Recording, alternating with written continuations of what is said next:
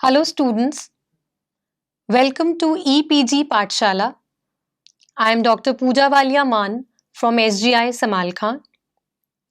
Today we are going to talk on the module Managing Waiting Lines from the paper Services Marketing. In this module, you will learn meaning of waiting lines, types of waiting lines, components of waiting lines, the waiting line configurations, and the queue discipline. So let us talk about what do we understand by the term waiting lines. A number of service marketeers develop a competitive advantage of working at minimum time for the delivery of the services to the consumers. However simple it may sound, trust me, it is the most difficult aspect to implement in the service production and delivery.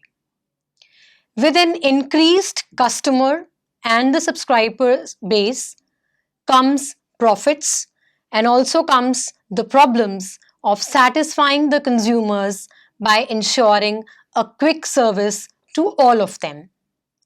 Let us take an example. A newly opened fast food service restaurant in the busy commercial area of central Delhi was in the process of designing a marketing strategy to beat the competition.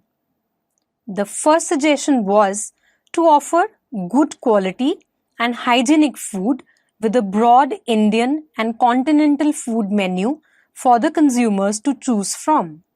The second suggestion was to make the ambience comfortable and lively for professionals, family, and youngsters who visit. The last and the most important suggestion was to reduce the waiting time of the consumers to a minimum of 2 to 3 minutes for the order to be delivered. The first two suggestions were instantly accepted and were considered easy to be implemented. But the reduction of the waiting time was felt to be the most critical and difficult to be put in practice. The same may be felt by most of the service industry players like banks, saloons, car service, etc. Thus, management of waiting line is very important. It refers to ensuring a quick service to the consumers by maintaining the overall service quality at competitive prices. It is difficult to implement as the consumer walk-in may be random and the service requirement of each consumer may also be random. Since the services are not stored, there is no way to keep the inventory ready for a quick supply during peak hours. And this is what makes the issue of managing the waiting lines worth discussing. One might think of opening more counters to manage more consumers at a time. But this is a layman approach to spending more money. The counters may not be utilized during off-period, thus adding the cost without adequate returns. Successful managers in any service organization are the ones who are able to creatively design ways and means of reducing the waiting times and engrossing the consumers while the service is being delivered to them. Waiting lines can be of many types. Let us look at them one by one. The first type of waiting line is the finite waiting line. There may be a finite group of consumers expected to visit the service counter during the day. The number of consumers served will be deducted from the overall queue, thus shortening the overall waiting line. For example, you must have come across the waiting lines at banks or at the retail outlets for checking out. However, the same consumer may revisit the service counter, which will increase the overall size of the finite population over a period of time. But at one point of time, the line will get shortened. The second type of waiting line is the infinite waiting line. These are services in which the number of consumers visiting in a day may not be accurately guessed. Further, such consumers may not leave the queue even if they are served once. Why? Because they may want to order another service. For instance, the beauty salons and spas. Having taken one service, the consumer may wish to take another service. Thus, the line may not instantly get shortened. The third type of a waiting line is the physical waiting lines. As the name suggests, these are the queues in which the prospective consumer is physically present to be served at the counter of any service organization. We move ahead. The next type of a waiting line is a virtual waiting line. Now here, what do we understand by a virtual? This means these are the queues in which a subscriber may be put on hold on phone for the want of some information. The queue may not be physically visible, but it is through the voicemail that somebody has been put into a queue. The next type is a single location. Single location, therefore it means when a service is being provided through a single location counter. Another type of a waiting line is dispersed location. Now, students, you might find it amusing. How can a waiting line be dispersed? Well, a service organization may be serving its consumers through geographically dispersed locations. Not clear? Let's take an example. On-call taxi services are actually providing services to the passengers who may be waiting at different locations to be picked up by the taxi driver. So these are the various types of waiting lines. Let's move on to another topic. We discuss the elements of a queue. The strategies to manage a queue emanate from the various components that a waiting line or a service queue has. We shall now look at these elements in the following points. The first such important element of a queue are no one else but the potential customers.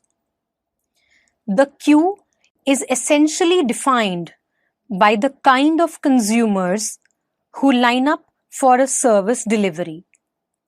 Such customers are also known as the calling population.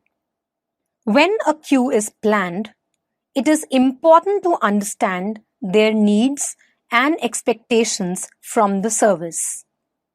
Now let us take an example. There is a toll plaza and there is an ambulance which needs to pass through a toll plaza. Due to an emergency medical situation, it needs to be passed through the toll lane without any delay. This is in contrast to a normal vehicle plying on the road. Thus, while designing lanes for a toll plaza, arrangements should be made to allow special vehicles or maybe the VIP vehicles to pass without waiting. For this, categorization of the potential consumers in various segments may be done. Hence, depending upon the characteristics of the consumers, queues may be designed accordingly. The second element of a queue is arrival. Arrival refers to the number of consumers seeking a service and the timings expected of their arrival. There may be certain services for which expected time of the consumers may be predicted. Let us take for an example. A bank can expect a heavy rush after 3 days holidays. Similarly, the time of consumer arrival in a day may also be forecasted.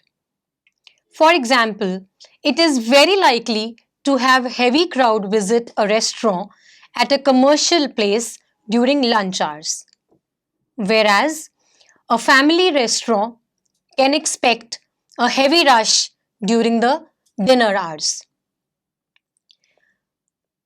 While a restaurant on a highway can get more crowd even during the morning hours. Further, the service manager may forecast the number of consumers walking in for service purchase in a group. Now, during the lunch hours, the commercial place restaurant can expect a consumer cluster of 1 to 5 consumers, while the family restaurants during dinner may expect a consumer cluster from maybe 2 to 20 members. A movie theater, for instance, may predict a smaller cluster and less number of consumers during the morning shows, while it may get more number of consumers with larger cluster groups during the evening shows. Such a prediction or calculation is very useful in planning a service counter so that a lesser waiting time can be offered to the visiting consumer. Service managers may plan operating more service counters during the peak hours. However, that will be an additional staff with additional cost. We now discuss a very important term in management of the waiting queues. This is bulking. Bulking refers to a decision by the prospective consumer to be in the proximity of the waiting line but not to join the same. This happens when a consumer perceives the waiting line to be long and decides not to seek the service or maybe to come back later. It is important for the service manager to make adequate arrangements to avoid bulking, as it may else lead to losing the business opportunities. Let's take another example. Think of a food plaza where, given a long queue at a particular food outlet, the consumer may feel preferred to buy goods or maybe food from a competitive outlet. Or, observing a long queue at the bill counter of a retail outlet, the consumer defers to buy the groceries from there. Service managers may disguise the length of the queue by dispersing the counters or indicating instructions at the counters about the average billing time. This encourages the consumers to make a purchase and join the queue. Another element of a queue is reneging. Have you ever stood in a waiting line of submitting some bill in a bank and felt that the line is not moving or maybe moving at a snail pace, and then decided to leave the line in irritation as you have next appointment due in some time? In service management terminology, you decided to renege. Thus, reneging refers to a situation when the potential customer leaves a waiting line and prefers not to seek a service instead of waiting for it any more time. for submission of a due bill, the consumer might revert back after some time. But it could also mean permanently losing a customer if it is about purchasing a service instead of servicing a bill. Reneging also causes an atmosphere of negativity around the waiting line, as the consumer who leaves the line may speak or behave in a fashion that adds to the frustration of other waiting consumers. Hence, it is very important to check reneging by choosing a right kind of service queue design so that the service delivery operations are speed up. Let's come to the next point, service counters. One of the most important elements of a service waiting line is the number and location of the service counters operational at a given point of time. There could be different configurations for the service counters. We'll discuss it briefly one by one. The first is a single line, single stage configuration. This design of a service process involves only one point of interaction for the service consumption, and there is only one queue of the waiting consumers. Another way a service counter can be designed is single line, multiple stages. Under this design, prospective consumers will have to form a single line, but the service order and delivery is done through successive stages. Let us take for an example, ordering for takeaway food may include ordering at one point and collection of food at another point. The waiting time at these two stages can be different. The service managers will have to plan the waiting time accordingly. The third configuration of a service counter could be the parallel lines. Under this system, the consumers are segregated into multiple service counters. The line may have a single or multiple service stages. For example, a big retail outlet may have multiple billing counters, which you might have even witnessed. Additional service counters, however, are made operational only during peak hours to save on the cost.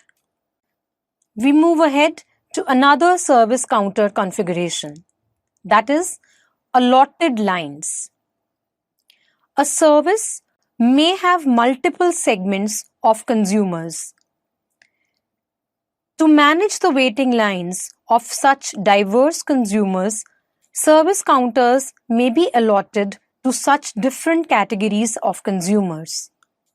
For example, while checking into the airplane, categories may be made on the basis of ticket type like business class or economy class, and thus the queues may be made accordingly. Similarly, there could be separate lines for males and females at the ticket counter of any multiplex. One of the very common ways of configuring the service counters are single line to multiple counters. This is a method of having all the consumers in a single queue. As the consumer reaches the head of the queue, he is directed or he opts to go to the counter which is vacant. This is a very fair method of operating, and it also ensures quick movement of the waiting line. Often, this method makes embankments of the waiting lines with ropes or tapes, and the movement of the waiting line is managed back and forth. Moreover, for a service provider, the system ensures to reduce the reneging as the consumer cannot leave the queue without being served once he joins a queue. The next configuration of a queue could be first come, first served. I'm sure students, you've heard this sentence a couple of times. This is a variation of the standing single waiting line. In this method, the consumer comes to the reception and takes a number or a token. He is free till his number is called for the service delivery. The next configuration of a queue is a combination. As might be clear, it refers to having a multiple basket of the configurations to be offered to the consumer. A service provider may opt for using a combination of any of the above mentioned waiting lines as we've just discussed. The idea is to manage the consumers and ensure a quick service. For instance, at a multi-speciality hospital, the patient may have to register at a single counter.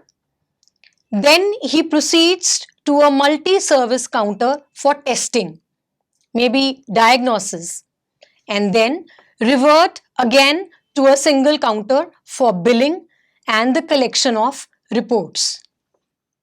Let us look at the various designs of a service counter in this figure. If you look at the first figure, is a single line, a single server, and a single stage for the service delivery. On the other hand, in the second series, you find the line to be one, the server to be one, but stages are three, that is, sequential stages. In the third figure, it is evident that there are more than one servers. That means there are multiple servers and hence parallel lines for them. The fourth figure indicates designated lines to designated servers. Servers will be multiple, lines would be parallel, but each line will be allotted to one category of consumers. The next design is that of a single line to multiple servers. Such a design is also known as a snake design. Why? Because the queue will move back and forth in a single line. Having reached the head, the consumer will be directed to multiple servers. He may choose the counter which is vacant or may proceed to the designated counter.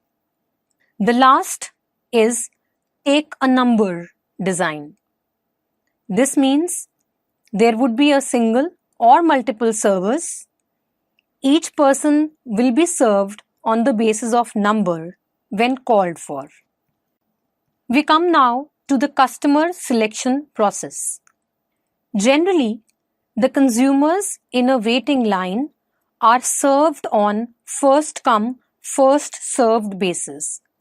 It is considered to be fair as the consumers who are waiting in a line since long may resent having new consumers come in and served before them. However, there may be formal policies designed to prefer a given set of consumers for serving prior to others. This is also called as queue discipline. For instance, elderly consumers may be preferred to be served prior to others in a waiting line. Similarly, there could be different processes designed to serve a prospective consumer out of the queue. Let us look at these bases one by one. The first such basis could be the urgency of the service. At many service counters, while a waiting line works in a sequence, Some consumers may be preferred over others in case they are in an urgent need of the service. We take the example of a hospital once again. Here, the emergency cases may be attended on a priority basis. This is ensured by having a regular OPD waiting line and the emergency arrival section having a separate registration, and such cases are attended on priority basis. We may think of waiting line at the ticket counter of a multiplex. Customers who want to buy tickets for the movie show which is about to be started may be given a priority and they may be asked to buy the ticket at a separate counter. Next comes service duration. That means the time taken for the production, delivery, and transaction of the service from the organization to the consumer. The services which may need a shorter time duration for transaction may be separated from the bulk business. Yet another method could be a premium payment. Premium here refers to an extra charge being taken from a consumer for treating him in a shorter line and in a separate queue. Another basis of choosing the consumers for being served prior to others could be the regular customers. For the customers availing of the services more frequently, some token or a pass may be issued which entitles them for being served separately.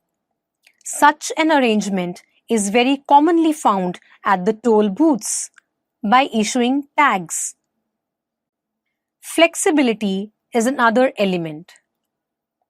This relates to the design of the service process and the flexibility granted to vary the service delivery system according to the demand of the consumer.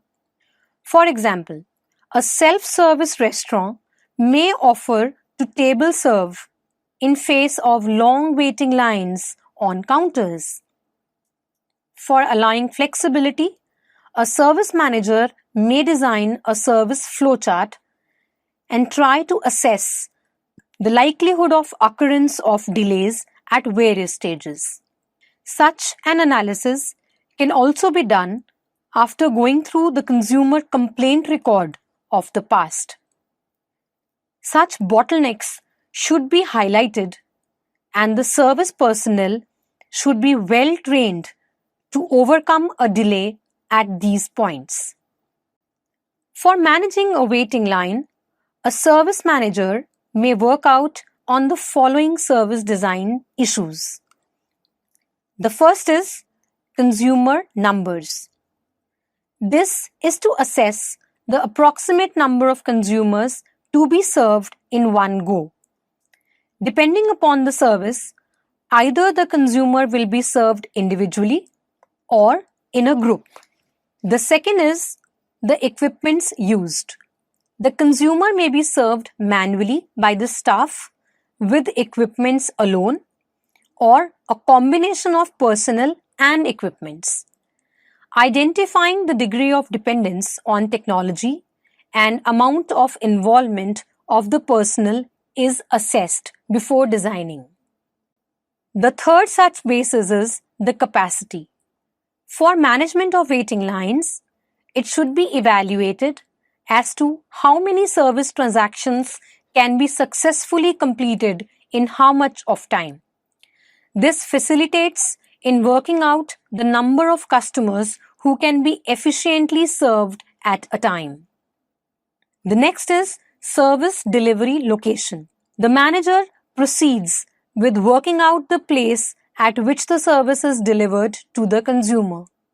For instance, whether the consumer comes to the service site as in a restaurant or a bank, or if the service is delivered to the consumer's doorstep, as in the case of free home delivery for food or opening the bank account at the consumer's doorsteps.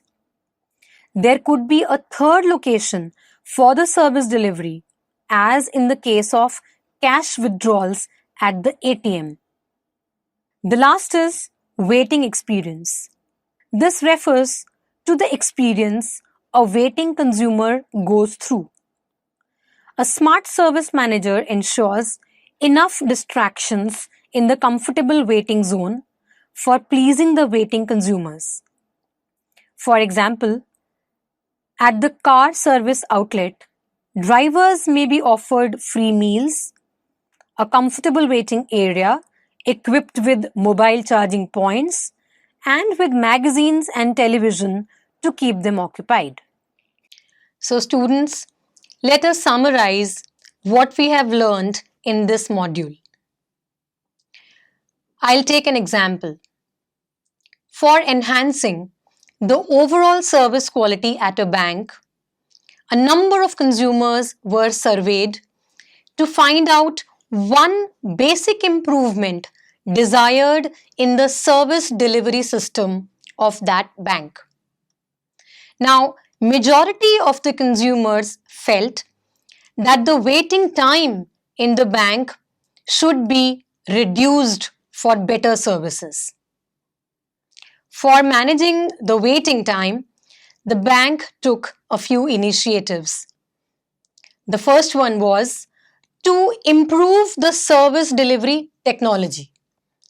The teller was trained to work on customized softwares where extraction of the customer's details would take just a few seconds from their service station.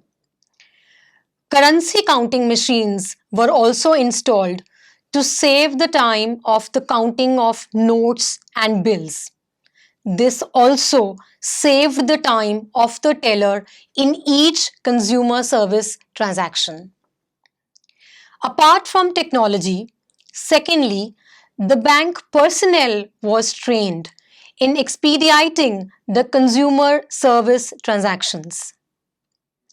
They were told to hand over the complicated tasks at the back desk designated officer, which was a new job description created to work on the daily rotation basis to avoid any delays in the service delivery. During peak days, the table lunch was also catered to the employees of the bank, and the overall lunch time could even be reduced to half so that the overall consumer waiting time could be reduced. The third set of changes included the creation of many quick desk services like depositing of checks in the drop box, withdrawing cash from the ATM, checking balance of account online, etc. All these steps taken by the bank ensured that the regular service seeking consumers would be separated from the other consumers, thereby reducing the overall waiting line size. In the brief description, a bank's successful management of waiting line has been described here. Hence, it is important for the service manager to check the waiting time in the service transaction so as to improve the customer satisfaction. Thank you.